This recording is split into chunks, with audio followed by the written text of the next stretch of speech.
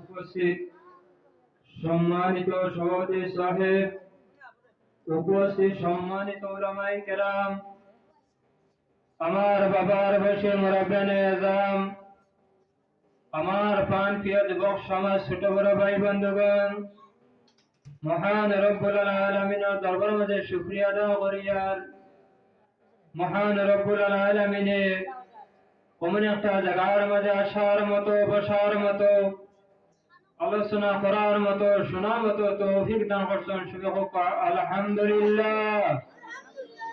হইছে না আমার বুজুর্গণ? আরো জোরে হোক আলহামদুলিল্লাহ। আমার বুজুর্গণ, এই জায়গাটা হইয়াটা হলো মাদ্রাসা।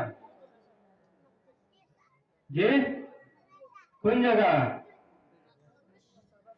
এই জায়গা থেকে কিতা শিখেন? পুলিশ ওয়ানি তে আলিম হই, বুজুর্গ হই, মুহাদ্দিস হই, মুফাসসির হই, ওলি হই। কোন জায়গা? মাদ্রাসা। এর প্রতি কি আমার বুজুর্গণ, এই মাদ্রাসা যেটা আছে বর্তমান কোন সময়ের মাঝে আমরা মাদ্রাসা যেটা আছে এই মাদ্রাসারে আমরা গুরুত্ব দেওয়ার দরকার আছে। এই মাদ্রাসারে আমরা কেটা করতাম? গুরুত্ব দিতাম।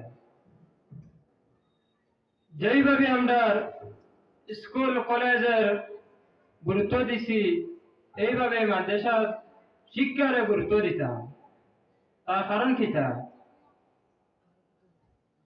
আমরা গেছ থেকে যদি মাদ্রাসার সংখ্যা কমে যায়, উলামায়ে কেরাম হলো সংখ্যা কমবো, আর উলামার সংখ্যা কমা মানে ইসলাম যে ডাবানি। আমার মাথাটা বুঝা যান নিঃসাব। বর্তমানে আমরা মাদ্রাসার গুরুত্ব দিতাম না দিতাম না? দিতাম। আমার বুজুর্গণ, যেই সময় এই জমিনের মাঝে মাদ্রাসা ছিল না, আর সাহাবায়ে কেরাম বলে যেই সময় শিক্ষা অর্জন করছেন, হাদিস শরীফ পড়লে পাওয়া যায় আল্লাহ রাসূল সাল্লাল্লাহু আলাইহি ওয়াসাল্লাম যে সময় সাহাবায়ে কেরামরে শিক্ষা দান করেন, এই সময় মক্কা শরীফের জালিমেরা কিন্তু সাহাবায়ে কেরাম বলে দিশে লাগে যায়। মক্কা শরীফের জালিম যখন আসলা, এই জালিম মুসলমানের পিছে লাগে যেটা। তার কারণ কি? আমার বুজুর্গণ, হযরত আদম আলাইহিস সালাতু ওয়াস সালাম থেকে লইয়া আজ পর্যন্ত মানুষ মুসলমানের পিছে আছেন, কোন মানুষ মুসলমানের পিছ থেকে এখনো পর্যন্ত সরিয়া গেছে না। কোন পর্যন্ত মানুষ সরিয়া গেছে না। আমার বুজুর্গণ, যেমন ছিল হযরত ইব্রাহিম আলাইহিস সালাতু ওয়াস সালাম, যে সময় কলিমা পড়িছেন, আল্লাহ দিনের উপরে ঈমান আনছেন। আল্লাহুম্মা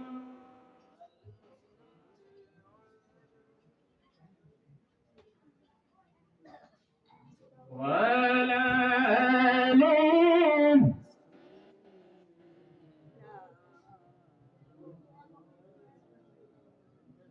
আমার বুজুর্গণ, যে সময় ইব্রাহিম আলাইহিস সালাতু ওয়াস সালাম তান যে সময় আল্লাহ দিনের উপরে ঈমান আনছেন, এই সময় পৃথিবীর মানুষেরা দাওয়াত দেন, হে মানব জাতি, তোমার মুখে বুকে ভরে লা ইলাহা ইল্লাল্লাহু ইব্রাহিম খলিলুল্লাহ। এই সময় দাওয়াত দিছে, দেওয়ার পরে মানুষ তার পিছে লাগি গেল। পিছে লাগিয়া নমরুদ লাগি গেছে। লাগা পরে ইব্রাহিম আলাইহিস সালাতু ওয়াস সালাম দে চক্রান্ত করিয়া আগুনের মাঝে সারা হয়ে গেছে।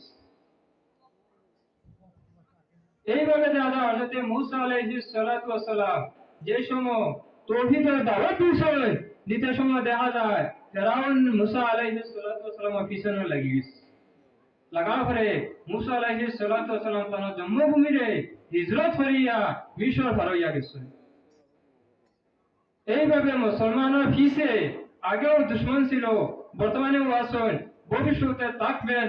যার গতিকে আমরা কিতাব করতাম মাদ্রাসা শিক্ষার গুরুত্ব দিতে গিয়া আমরা যারা ছোট ছোট ভাই বোনেন আছেন এরা কিতাব করতাম মাদ্রাসা মাঝে দিতাম, তারা মাদ্রাসা ভরিয়া আলিম হইতো, অলি হইতো, বুজুর্গ হইতো। এই সময়টা বর্তমান আমরা যে সময় আছে মাদ্রাসা তো সরকারের সমার 2 নম্বর আমরা অন্তর থেকে মাদ্রাসারে ত্যাগ করি লইয়া। যতদিন পর্যন্ত জমিনের মাঝে মানুষের মত বদলে না ততদিন পর্যন্ত আকাশের মাঝে ফয়সালা বদলে না। আজকে জমিনের মাঝে আমরা মত বদলিছে, যার গতিকে আকাশের মাঝে ফয়সালা বদলিছে। আর এই বদলার কারণে বর্তমানে গোটা পৃথিবীর মাঝে মুসলমান কিন্তু অশান্তি আছে, আছে না না? যে অশান্তি আছে তার কারণ কিটা? একমাত্র দেখা যায় আমরা মুসলমানের মত বদলানোর কারণে। আগর যুগে মুসলমান যেভাবে ছিল সাহাবায়ে কেরাম হল এইভাবে যদি আপনার আমার মত থাকে আর এইভাবে আমল থাকে, এইভাবে যদি বিশ্বাস থাকে, খোদার কসম, আল্লাহ যত কসম হয় আমি কইয়া আজকে রাতাবাড়ি জমিন থেকে কইয়া কিন্তু কিয়ামত আগ পর্যন্ত এইভাবে যদি মানুষের মত থাকে এই জমিনের মাঝে মুসলমানের ইজ্জত বুঝবো, মুসলমানের সম্মান বুঝবো। আজকে দেখা যায় একজন মানুষে এখন আলিমের উপরে যদি আলিমের সামনে বেয়াদবি যদি করে আরেকজন কে হে তার আলিমের সামনে বেয়াদবি করছে আমি মাটিয়ে দিতে পারতাম। আরে বন্ধু এ আলিম এ নবীর ওয়ারিস না কারণে এনারা বেজ্জত করা মানে আলিম দিয়ে বেজ্জত করা মানে নবীর বেজ্জত করা। তোমার ইমান দিয়ে তো বাধা দিতে পারছো না, আবার তুমি সারা জান্নাতে ফেরদৌসের আদাদের ঠিকা লই লিছা। দেখো আমার বুজুর্গ আমার মাথার মাঝে ভাষায় মাঝে কোনো কষ্ট হইয়া তা হইন আল্লাহকে বাস্তে মাফ দিবা। আসসালামু আলাইকুম ওয়া রাহমাতুল্লাহ।